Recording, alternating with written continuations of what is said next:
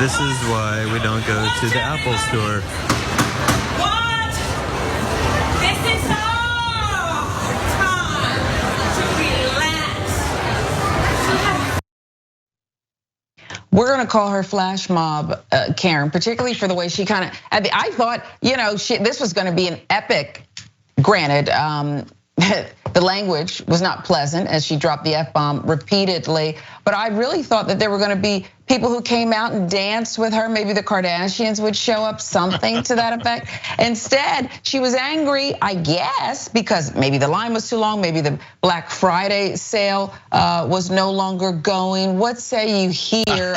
Did she snap? Or is this part of a larger issue? And does she join the Karen All-Star Club? I just sort of wonder, how mad can you be if you're in an Apple store, which means you probably think, okay, maybe I can afford to buy something and there's all this cool technology and there are all these people who are willing to help you. How mad can you be? And yeah, you go to an Apple store knowing you might have to wait in line for a little bit, but you're gonna get some great help. Their customer service is excellent. So somebody who is mad at an Apple store is really perplexing. And you'd figure at a certain point that people would realize there are video cameras everywhere. Every time you go out in public, if you just assume you're on camera and don't be a jerk. If you're mad, say, hey, I'm mad because I can't get some attention. But the moment you start throwing around F-bombs, you're the person who's the jerk, not whatever person was ignoring you or causing you problems in the store. So everybody, maybe some people just shouldn't leave their house. I don't know. Yeah, she seemed to enjoy, I think she was looking for the cameras, David, actually.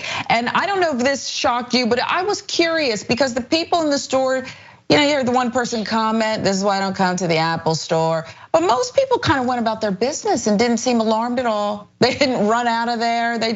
Are we becoming too used to this behavior? Yeah.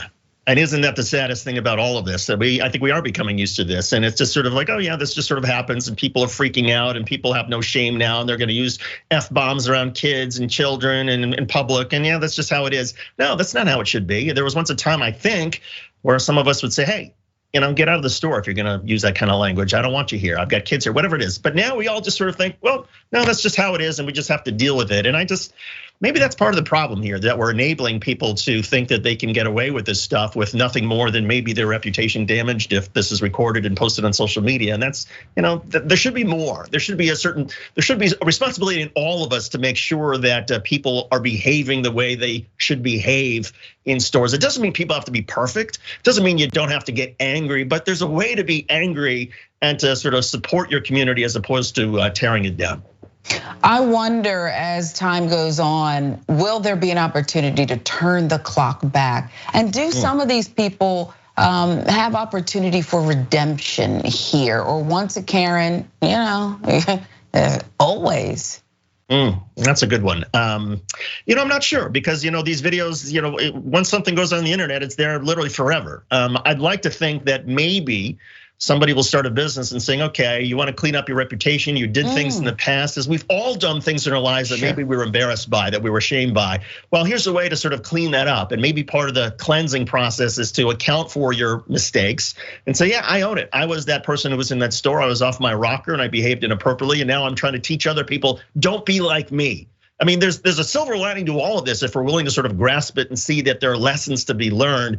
It doesn't have to be just that, oh my God, this person flew off the handle, or oh my God, look at this Karen. It can be, okay, maybe there's an opportunity for redemption. I'm just not so optimistic about it.